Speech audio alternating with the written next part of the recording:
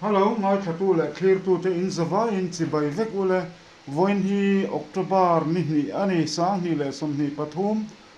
tho tan ni ani a hei hi LED tui kwal south local council street light LED repair na hun pui repairing center ani a hei china khan video masalama khanin tube light fit ni chi tube light ka street light kan han chi kha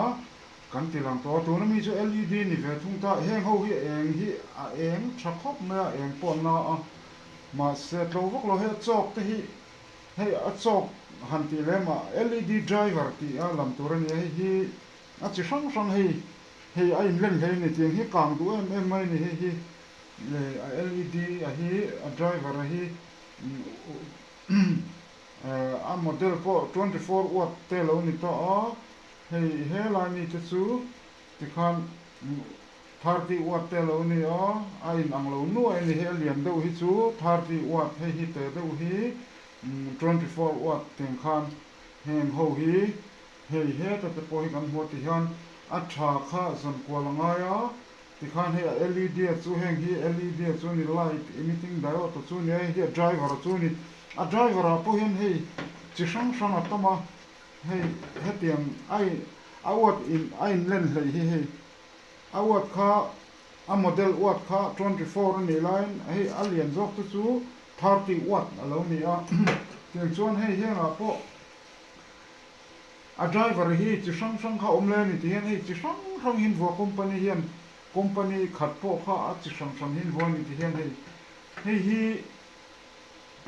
hemi a LED hi camera hi kuta omlo aron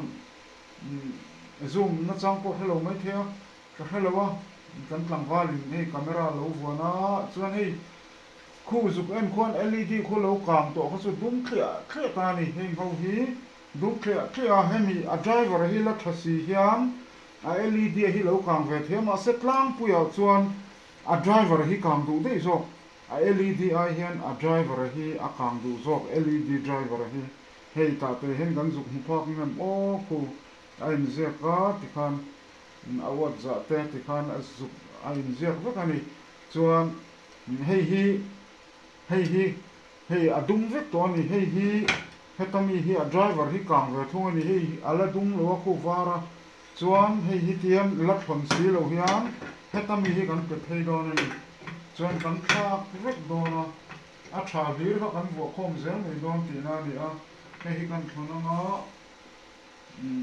iron po hi a savak lo do ni mo ti hian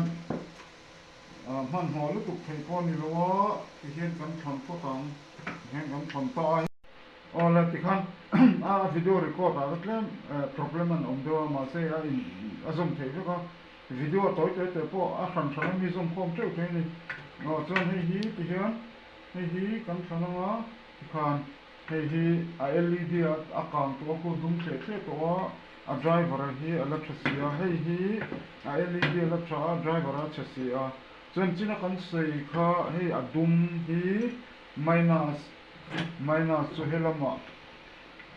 helam ding lama hian hei tu na ka zuk buana hian helam hi minus ani te kan char do ni entir na ania ten thadu in kan thak pa ngai kan thak le don tho amaro chu solan na kha repair dan solan na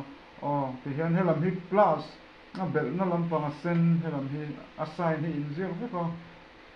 kha le linga bo chon eng thelo ni hei he ka mi hi kan ama man pa ngai kan cancela hei hi ama man pa ngai LED driver hi akang to a LED la thasia helam ve thung chu a LED driver hi a driver la thasia a LED a chato sia chuan hei he ti hian zom phei ta kan tiang ron ni tianga ta hian kan vitlu tanga chuan helama kan vitlu yang tharang chi khan ti khan a eng le the ni ti khan hei a tharang chi khan khomo kan chel venge eng thapit pep takani hei helai me hei light hi kan off anga hei ai lu tu phei chuanin a phe do ruai ang hena alang the ni hei he ti hian light hi kan on lenga ti khan ti khanin kan off le potang kan o hen poinga offer ti khan hei hi ti hian hetami hi ta kan transfer ang hai a chhe hi kan pai de nga hei po a LED a chhe to wangin vai thir chhong hne na kal ni to mai hei hi a ti zel dan pola om zel a hei hela hen ti hian company lama cha chuan hemi hi hian a thon le thei ni hemi a bom hi chu a box hi chu che thei lo tu kan hemi box hi hei hemi chu hi ti hian kan ti zum ma a LED tak hi ti hian mun lian kil ni ta hian a box a te hian ti hian a hon thei hian an siama hi company lama chung chaila aron theng le ze thia chen tam lu tu kan ni don lo a ti to tu ber chu hemi a box hi a bom hi ti to tu ber zo kan hemi remote power it's by Osram hemi a LED plate a hi hemi ti hian hei a thon thea ti hian khu a kang to khu dum thia ni ti hian dum thia hei hi ti hian pai de a hei hi company lama hetiang angkha LED hemi a plate hi ti hian a thar cha in te na bo the boka chuteng zel chon he ta po hianin a driver a po han chi sang man the ni hei in chunga kan chip LED sei pui eng do ang te po kha ken kha a vo mil zel the ni ole kha tun tuma kan video nge en thei chu ni silangai thatu le clear tu zong te hun man nuam zel ule kalome ngai thatu le clear tu zong te in zawai in chi bai vek ule hei helai mun hi Tuikwal South Local Council Electronics Repairing Center ani a hei hi tun ma chok lui khani atlo mai hei hi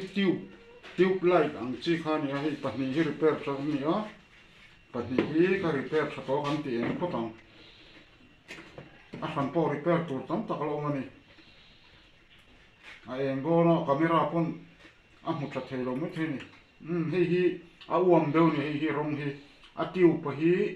uam ania chok ane ni man la tube light kan ti ang khani fit ni chi kan ti ang khani a chon hei hi repair tha ni a atlo khop ma te hi LED ai na tlo mani chuan hei hi a tube pa hi a hoi ve thung ta uam ve ta lo hi a hrui te hi thani o kan ti ang le hei chu a hoi ta var ta hei kan hem vit lu ta ti khan eng vi kan vit lu ta eng ta pak mai hei hi tlo em mai ni tun lai chok tharman to ho ai hian a tlo jok de a ma se eng a hi a dim deu a ron eng na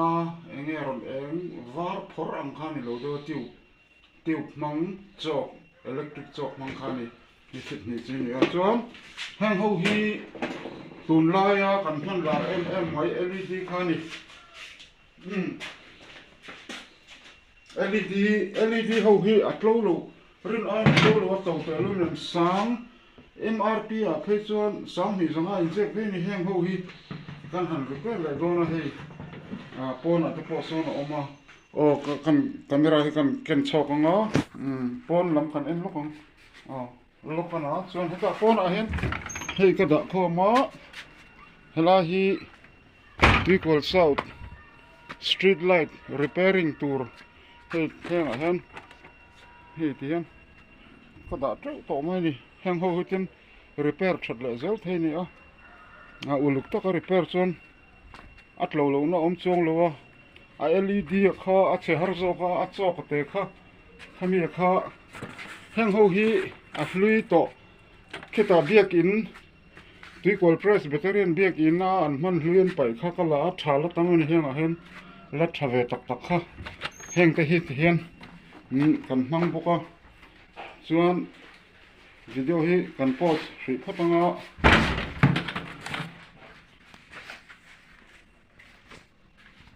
post